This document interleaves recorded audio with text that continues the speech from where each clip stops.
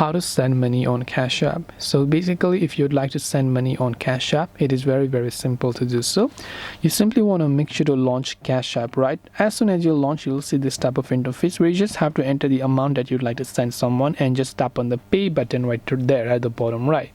As you tap the pay option, enter the amount of the person, or they enter the name, cash tag, email or phone number of the person you're trying to send the money to. Then tap on the pay button from the top right, and right after that particular money will be sent to that person once they accept that payment. So this way you'll be able to also send money on Cash App to any of the other recipient using their cash tag, email or their phone number. I hope that this video helped you. If you have got any further questions, feel free to leave them down, and also do make sure to leave a like and hit the subscribe button for more short and sweet tutorials such as these. As always, thank you very much for watching till the very end of this tutorial, and see you soon in our next video.